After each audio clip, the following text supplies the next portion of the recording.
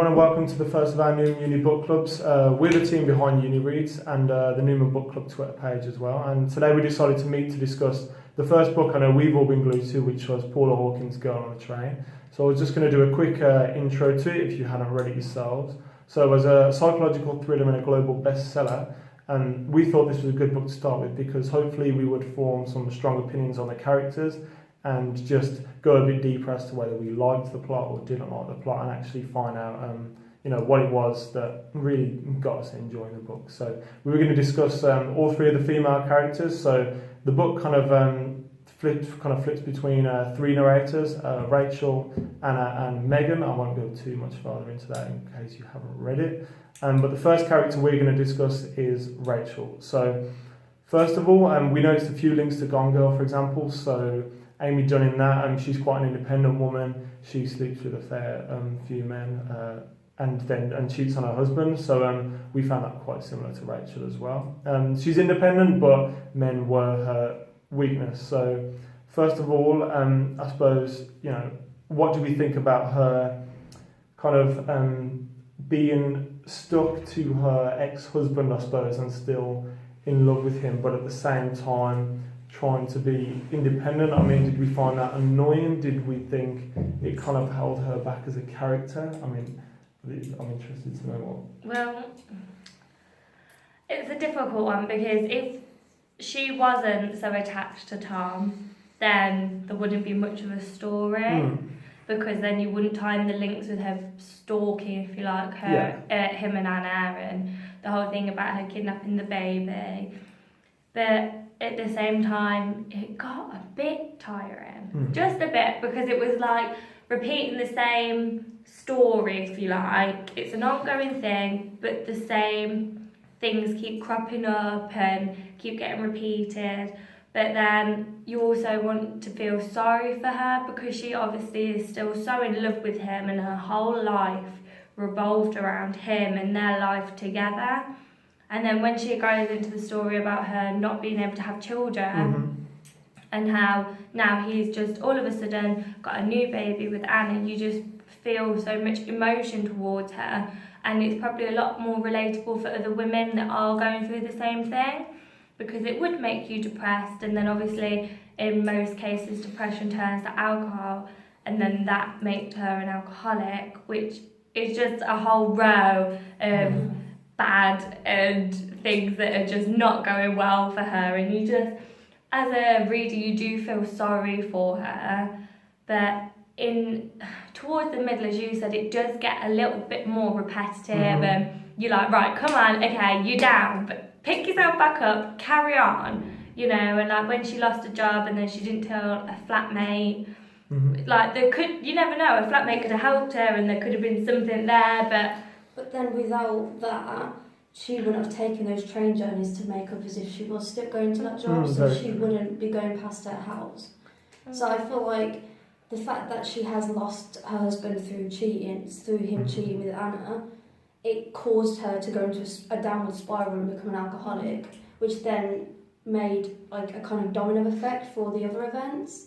So she wouldn't have made up this story about Scott and Megan if she hadn't kept taking that train journey just to make her flatmate believe that she was still at a job. So we all feel quite sorry for her. I mean, the part where she does steal Anna's baby is a bit contentious, and I know the two sides of it, and then her sleeping with Scott, who has just lost his wife. That for me made her feel a little bit less vulnerable and a little bit less sympathy for her, and I thought she was a bit more educated and devious, I suppose, than she came across. I don't agree.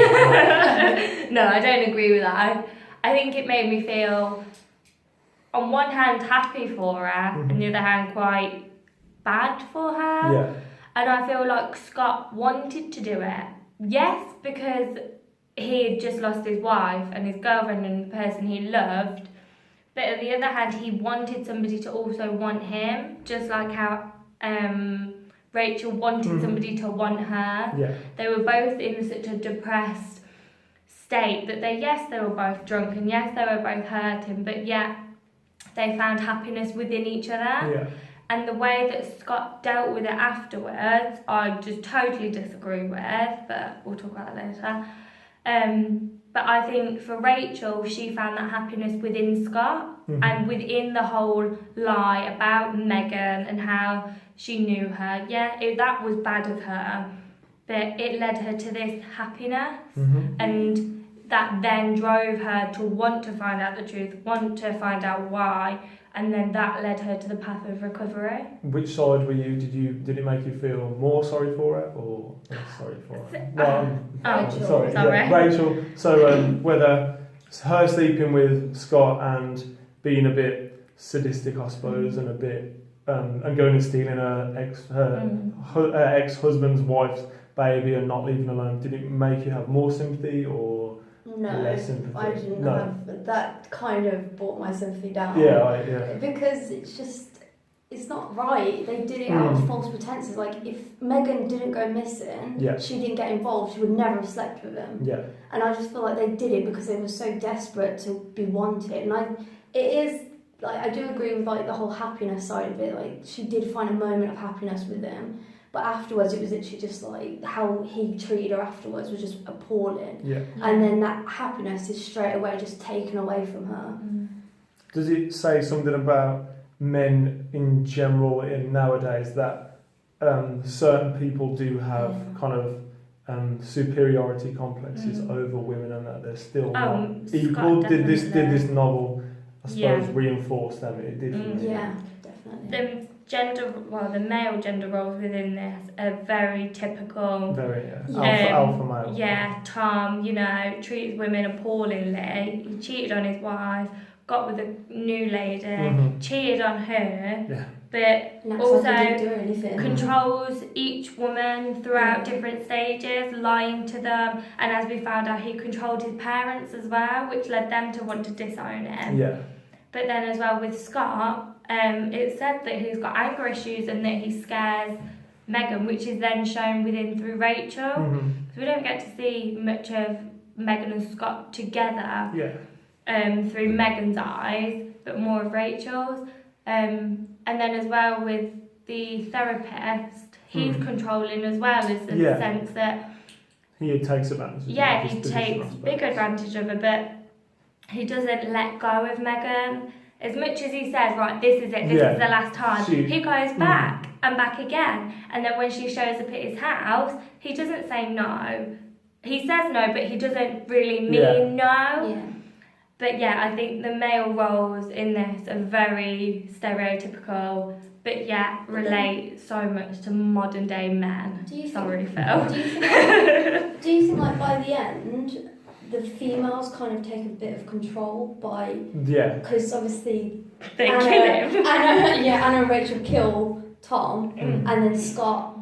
I wouldn't really say Scott's a massive dominant role. He's quite depressed, and obviously you would expect him to be kind of raging about losing his wife. But I think with Tom, he's definitely really controlling, but I feel like the female characters bring him down at that point, and the fact that there's no male perspective in the book, it's all female perspective. That's true. So I think I prefer the fact that it's all I males. agree with the Scott thing, because he batters Rachel, drags her upstairs by her hair, locks her in a room, and then he goes through all her personal belongings and then kicks her out. Because yes, she lied about how she knew Meghan, but she knew Meghan. Like, she felt like she did anyway, and she was helping. Her main reason was to help and not interfere. Yeah. So I felt more sorry for Rachel there. Yeah. She played the role of the unreliable narrator quite well. What did we think? I suppose Rachel, when she starts mentioning the clothes she sees at the side of the railway in some of the first scenes, this is quite interesting because without doing anything too intricate, I think Paula Hawkins really puts us off the trail of who is the killer essentially, and that they're significant. Putting significance on a small motif was quite a clever thing to do in such a page-turning book. Didn't make it boring, wasn't repetitive, but it was always underlying in your mind. I mean, Did that have you thoughts? So did you think, oh, It these irritated clothes must me irritate? so much. Like, it just made me want to know why. Why were they there? Yeah. Who put them there? Uh-huh. How did they end up there? Right, they're women's clothes. Yeah. Okay, so there's a girl gone missing. And do they relate to her? If not, then why? Who else has gone missing? I had all these questions going through my head, but I so wanted them to be attached to the story Definitely. that I think You put a lot of hope in I it, put but so yeah. much. I think I put more pressure on it than Yeah. actually what happened, because she figured out so much about these clothes, and like as she was saying that she creates these stories for things and she overthinks and I can't think what I'm trying to say. Yes, that's it. Over analyzes absolutely everything, and she stated that in the first couple of pages. That I think because she said that, I then started thinking like her, and I started thinking, right, okay, so these clothes then, who's gone missing? Why have they gone missing? Why are they there? Where's this woman? Da, da, da. A lot of questions. But yeah, it really You've also irritated said before me. that you felt like it foreshadowed what was going Yeah, to happen as yeah. well.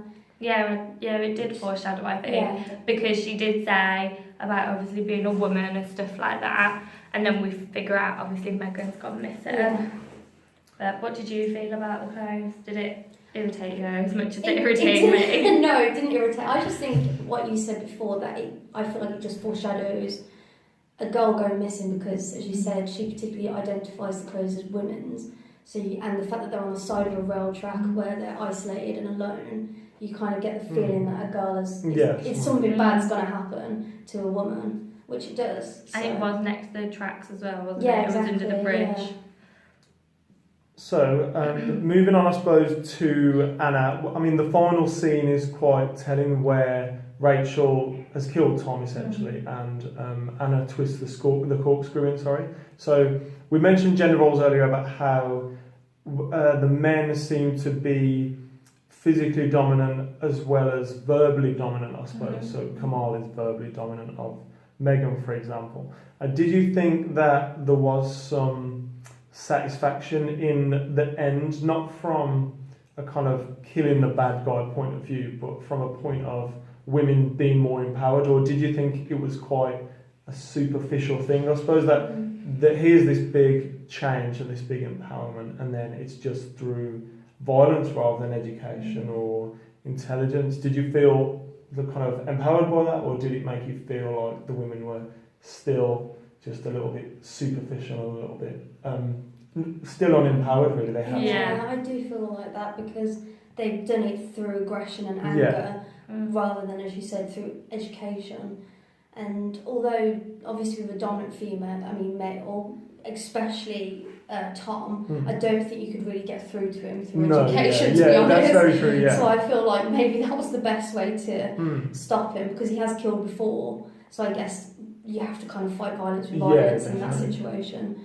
So, but yeah, I do agree that it does sort of decrease the idea of females taking over. Yeah. I don't know, I think in the sense of looking at Anna doing it, I feel that's very much of just aggression. That was just because she idolises Tom as this amazing father figure, as an amazing husband. You know, he did the deed of leaving his ex-wife for her and moving the house and all that malarkey, and then all of a sudden in one 24-hour window she's found out he's a liar, he's a cheat, he's a murderer, he's betrayed her. And I think for her it was just pure aggression, that she would never have done that unless Rachel was there to back her and support her. And I think Rachel was more empowered than just using her aggression, because she was over the fact of her and Tom. She had moved past that. She realised they were never going to get back together.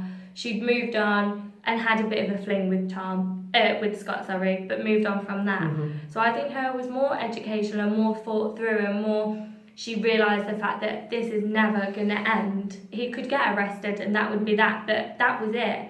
It was either her life, Anna's life, to then put the baby at risk, or for her to take control and for her to end it, to end the sequence of bad in the sequence of cheating and lying and the deceit that he creates. Yeah. So I wrote in the review on this website that I felt two ways about the characters. So I liked the fact that a lot of the characters were fairly one-dimensional. So Rachel doesn't really have many things underlying in her personality, but then we kind of surprisingly get the little bit where we find out about Megan's past, and she's the only real character we find out a lot about her past. Did you think that kind of broke the intensity of it, I suppose, and made it a little bit more? It's hard to explain. It was nice to have a break from Rachel. Oh, yeah. I like And that, Rachel's actually, whole... As- Even though we heard nothing about really her past or before Tom, it was nice to have the journey of Megan's I life preferred that as well. from when she was a teenager and her brother died right up until when she killed the baby and moved in with Mac and then moved out there and found Scott and lost the gallery to then being a nanny. It was nice to have the journey of her life, to see all the bad, to then see the hints of good in her life and the hints of where she really blossomed as a person, not really a character, as a person herself. But yeah, that was nice, and it was nice to get away from all the negative from Rachel and then the bitterness from Anna, and to see a little bit of good and how much she wanted to be wanted and wanted to be good and to find the happiness. Yeah. And she thought, obviously, she found a really good man in Tom, but she didn't. He was evil. I mean, I also thought that in the review I said potentially as an idea for maybe a spin-off from the book, for example, that there could be a part where Rachel doesn't actually get off the train and investigates the crime from the train. Do you think this would maybe work as a separate piece? Would this work as... if not, it could be shorter, of course, but would this make for an interesting concept in the future, do you think? Or do we really think that getting off the train and developing the characters works better than this would? I know it's hard to say in hindsight because it's not been written yet, but I mean... I think the whole idea of Rachel actually getting off the train and the fact that when she's drunk she bumps into people she doesn't remember. And I quite like the fact that she's not just overseeing it from the train, she's actually getting involved. Because it starts to be, that's when the tension starts to rise, when she's finally getting involved, especially from a house where she probably wouldn't want to be seen by, with a cheating ex-husband with his new wife that he cheated with. So I think the whole idea of her getting off that train and actually getting involved just brings the tension up for the reader. Just saying that, you just reminded me of the man she meets on the train that stops her falling down the stairs. So that was another thing that bothered me, because it was very much like, there was one bit she mentions that she was scared of him because not of he would then remind her, but scared of what he did to her. But it was never mentioned again. It was mentioned once, but that was it. And I'm thinking, what did he do? I think he added, the drunk, like kind of the drunk convenient that she couldn't remember. I think that was kind of used as a cover, I suppose. So that's just quite interesting. But yeah, I just liked how she was saying that I'm not scared of what I could remember from him, but what he actually did to me to make me scared. And I just thought that was a nice little thing. But I think maybe Paula could have developed on that slightly more. But as you said, it would have been the drunk state she was in. Obviously, the man was drunk as well. Staying with Megan, I suppose, what did we think about the time when probably the most harrowing part of it, when her baby dies when she's in the bath with it, for example? I know we've already spoken about whether the scene about Rachel, whether certain things made us feel more sympathy or made us feel a little bit against her. I mean, how do you think this was written? Did this make you feel sympathetic for her situation, because it was very desperate, or in a more cynical kind of way, did it make you maybe feel like she caused it of her own kind of because she was always always a little bit wild and kind of caused that herself. I mean, for me, it did make me feel more more sympathetic for her because it was a very difficult situation. And then I liked the little revelation that she was pregnant with Tom's baby at the end as well. I felt that kind of nice. made the characters a bit more round as opposed to kind of one-dimensional, which was a welcome break from how intense it is as well. I mean, did it make you feel a little bit more sympathetic? I presume it. Yeah, it did, because it developed her character. When something so horrific like that happens to you, it kind of makes you see where she's gone wrong in her life, and you can relate it back to the fact that she's had this horrific ordeal, and you kind of feel like you understand more why she spirals, why she cheats, why she does all the bad things, and why she just wants to be loved, because something like that's so horric just to read, like... I felt like they could make a spin-off of Megan's own life. Definitely. That would be really good, that would, a real backstory. To be fair, they could have done it from any one of the women's point of view. Yeah, definitely. And it would have been fantastic. But with the baby thing, I think it was like, as horrible and as distraughting as it must have been, obviously, for her, but it was kind of like she was doing the baby a favour. Yeah. If you get what I mean. It's hard, Because she had no money, she had no life. They didn't even have money to put the electric on, to put gas and heating on, and they had to get in the bath to be warm and to be close to each other without being absolutely freezing to death. And I think as nasty and as horrible for any woman to go through that, it was kind of going, you've got no life. She couldn't give the baby anything other than love and support. And when you've got a brand new old baby, you need more than just that. You need to be able to feed it, clothe it, and, give it a warm home. So in a sense, I think it was a more positive thing that she could have done for the baby. But as you said, it was so lovely that she was actually pregnant with Tom's baby at the end. I thought that was lovely. But do you know what I mean? Do you know what? He's a murderer and she's... But no, for her sense, she had... I suppose... Now she's got herself back on track, and now she's found herself, and she's developed her... she's older, and she's more wise, and she's got Scott. And she got pregnant by a different man, but... That's her second chance to be a mum, and her second chance, if you like, to pick up where she left off all them years ago and make something of herself. But then again, it just took away from her straight away. I mean, kind of leaving the book just for a moment, and have we seen the film version, and did you prefer the film version or the... I didn't like the film. I missed out so much from the book. Looking at how, one, it changed the location. It was in New York. Yeah, I agree. New York did not work. No, it didn't. It's far too modern. Normal and modern, definitely. Far too modern. This would have worked on an underground, in the middle of central London, as is the picture on the front of the book. I But the houses, I didn't even picture them. I just imagined quite nice London houses, not massive, houses with the white picket fences and the big balconies and all that. Because in the book it's not a balcony, it's the top of the kitchen that they're actually sat on. But in this, they didn't even have a balcony. They were sat in the garden in the film, and I was just thought, no, that's not right.